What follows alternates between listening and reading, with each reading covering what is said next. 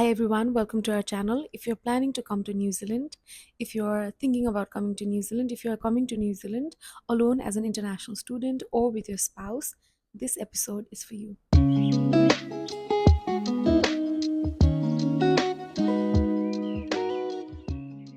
First thing first, New Zealand is an expensive country. If you're looking to spend reasonable amount of money in New Zealand, the rent will range from 200 to 500 weekly, and the grocery will range from 200 to 500 per month. So ultimately you are looking to spend at around 2000 to 2500 a month for living in New Zealand. So we request you to plan accordingly if you're planning to come to New Zealand. The job market is very difficult. If you're planning to come to New Zealand, please do your research accordingly. Why I say that the job market is difficult? Because there is a lot of layover that is happening, a lot of people are losing jobs, and there are a lot of people with New Zealand experience in the job market that are also looking for jobs. So when you're planning to come to New Zealand, identify what your area is, identify what are the skills, most importantly the skills that you'll be needing to come to New Zealand. See how CVs are made. Visit employment websites such as Seek, Indeed, Trade Me, where they put their job vacancies.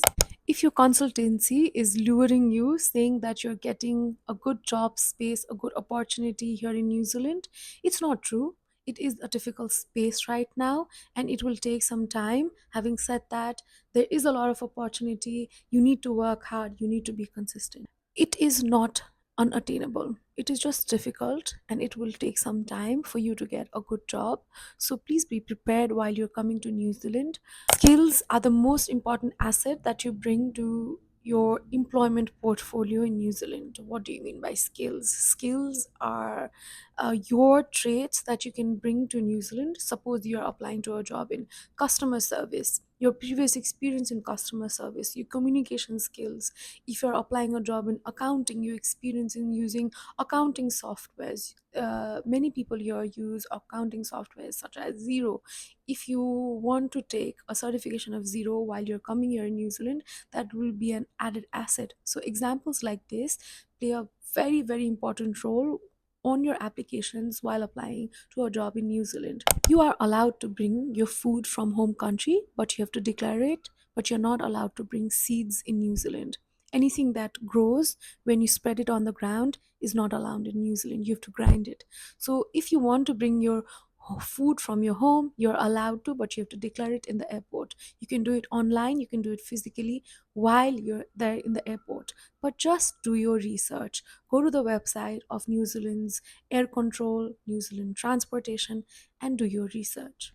If you are a South Asian and like your pressure cooker, bring it. Bring your pressure cooker to New Zealand, because things like pressure cooker, things like utensils are expensive to buy here during your first few months, and it will take out a lot of your budget if you're planning to buy it here. So our suggestion is bring your pressure cooker, bring your small utensils that you can use in the first initial month during your stay here in New Zealand. Bring your umbrellas and raincoat. Bring your wind cheater jacket, bring your windproof jacket that you can for fewer months while you're new at New Zealand. After a few months, when you have work, when you can afford it, you're more than welcome to buy it here in New Zealand yourself. Thora, when you're coming as a new student in New Zealand, you would not want to buy a lot of jackets here in New Zealand by spending dollars. So we suggest you bring your raincoats, your jackets, your windproof and waterproof jackets from your home country as well.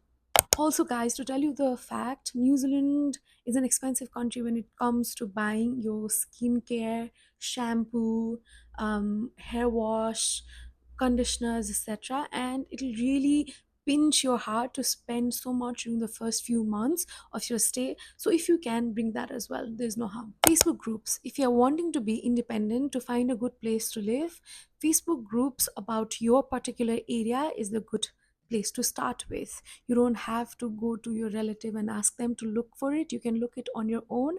There are various Facebook groups. There are also communities. I'm a Nepali, and the Nepali Society of Wellington, there's a Facebook group called TNSW, and that has really helped us initially to, just warm up and tell to your people that you're here in New Zealand. That has helped a lot.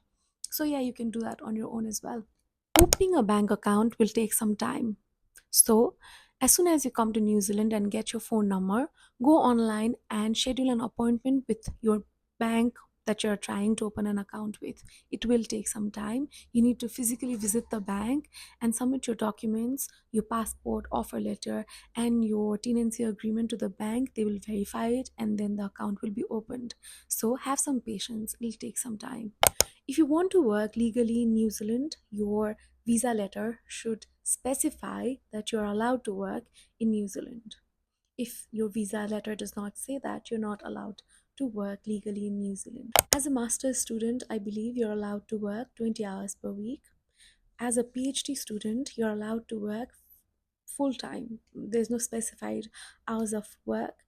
As a spouse of a international student, I don't know about bachelor's, but about master's and a PhD student, you're allowed to work full time.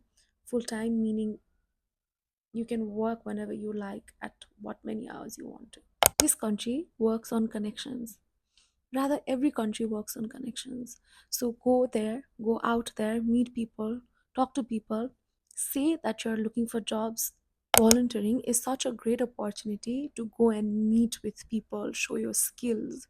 They will not pay you, but in return, what you'll get is you'll get experience, you will meet people, you are able to ask them reference after a few months of work. So in the meantime, while you're looking for other jobs, you can go to volunteering organizations. There's a website, New Zealand Volunteering Job Opportunities, that will provide you with the platform of applying to jobs that do not pay you, but in return will give you an experience that you're looking to. Patience is the key. Patience, hard work, perseverance is the key in New Zealand. It is a difficult country. It is in a extremely difficult state right now. But having said that, we are running on our 7th month in New Zealand, and my husband has a job, and I am doing my PhD, and we're doing completely fine. I am studying in Victoria University of Wellington, the Department of Law. I'm doing my PhD, and the people here are really nice. They're very warm, they're very accommodating.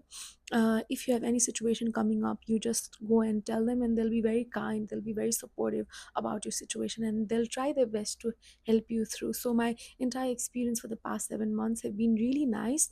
They've been really supportive, very warm people throughout the university. So I'm very, very thankful. If you want to know more about New Zealand, if you have any questions as a New Zealand upcoming student, as a person is considering coming to New Zealand, shoot your questions here in the comment section, and we'll be more than happy to answer it, to reply to your queries through another video or in the reply section itself. If you like this video, if you find this video helpful for your journey, if you find this video relatable, please like, share, and subscribe to this channel. Thank you so much for your time. We really appreciate it.